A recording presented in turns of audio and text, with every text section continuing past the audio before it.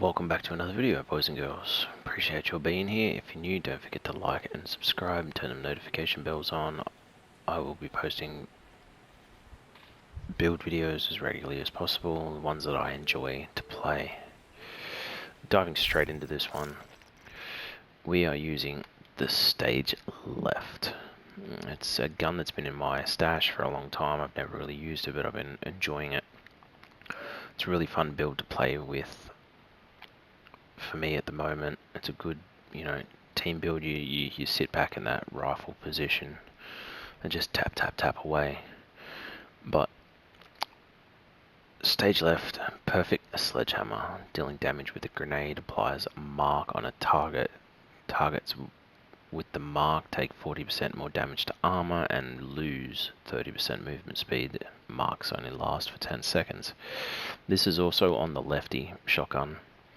So I'm just using both because we're getting the talent working together. Pistol wise, you use whatever you want. I've just been using Busy Little Bee to get it proficient at the moment, so that's the only reason I have it on this build. Otherwise you can use whatever you want in both these spots. You don't have to use both of these. I just am.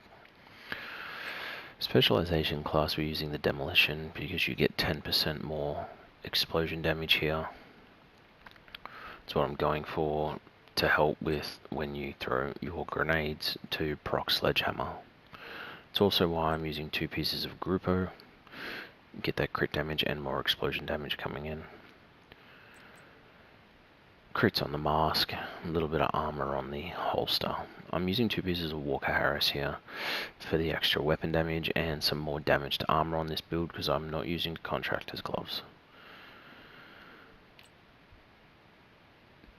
I would have preferred weapon handling instead of headshot damage, but you gotta roll with what you've got, and this is what I'm using. But it's Mad Bomber is the talent I've chosen here because you can choke the grenades, which really helps out. You're not waiting for them to lay on the ground and explode. The bad guys can roll away, and you don't get that proc for Sledgehammer. So choking them down, you just gotta learn the timing, but it's pretty easy to get used to, in my opinion. So give it a try. See what you think. On my backpack, again, all crit, but I am using wall and cover. I getting increased weapon damage, so you're going to be playing from cover a lot. You're a little bit squishy at 1.1 million on this build, but it does work really well, and you get that, you got a little bit of survivability there. You just have to play smart. Foxbearer's knee pads, obviously best in slot here. You're getting that extra damage time it's out of cover, but you're also utilizing the rifle damage on this because we are using a rifle. And I do have the bloody knuckles on this build because, again, you got to throw a grenade to proc it. We're doing that for Sledgehammer. You got the choke from Mad Bomber, so it just made sense to throw this in this build as well. Damaging an enemy with a grenade or striking them, but we will be throwing grenades. You can strike them if they get too close, especially if you have the shotgun out. This helps a lot there too. So you're using it completely, but you're getting that 25% sorry, weapon damage and 100% melee. So you hit them, it's procced, you're shooting, they're still too close, you hit them again. Everything works well together. Skills. Revive a hive here just as backup. There's always a chance that someone's going to take you out, so while you're solo or even as a team you can use it to pick up teammates, but revive a hive is always handy here. And I'm using the explosion seeker mind because we have a few things that help us spec into our explosion damage. I use the concussion grenades here because we get more of them. You can carry 7 and they do more damage than the fragmentation of grenades. So yes, they do apply bleed, but we're not really into the status effect side of things here. Now this build, you'll get the same stats if you are over shade level 1000. If you're under it, that will be slightly different. But stats wise, almost 300,000 weapon damage, 56.2, which this could go up to nearly maxed out at 60.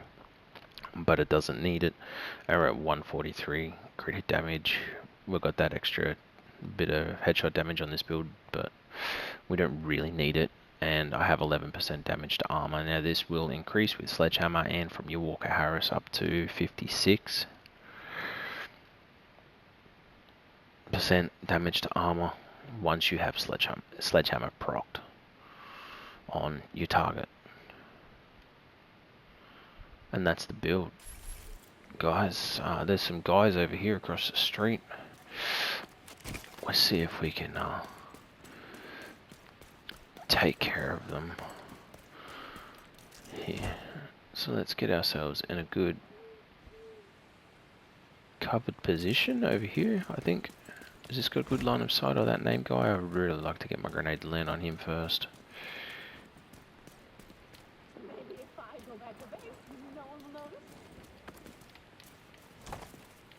They're all in a nice tight group. You can choke a grenade, chuck it.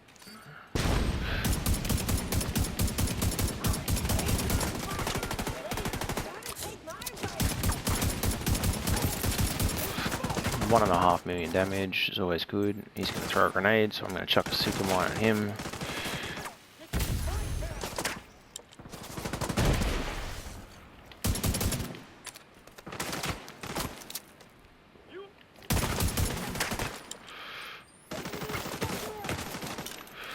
We might roll back from this spot.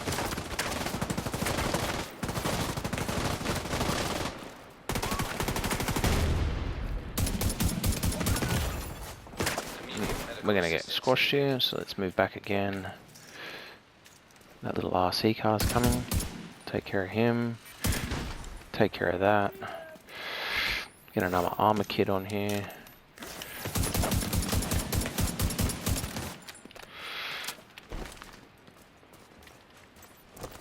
He can hold this for me.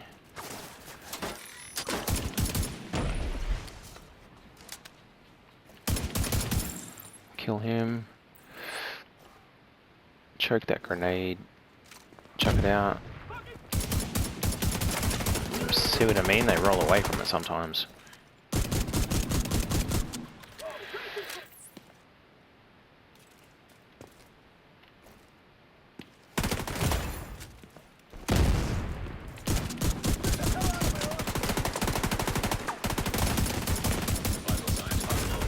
Oops. This is why we use the reviver hive.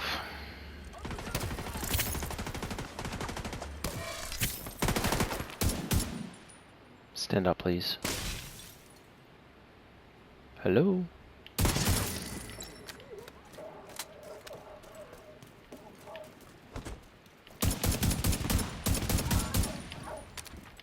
There you go. Bit of everything going on. I did go down, but it is what it is. But as you can see, we're hitting pretty high damage there. Once you get your grenade to land on this build, it's just about situation. You got to be safe, play your covers, get that extra damage coming in from everything that's working together. Again, thank you guys for checking the build out. Catch us next time.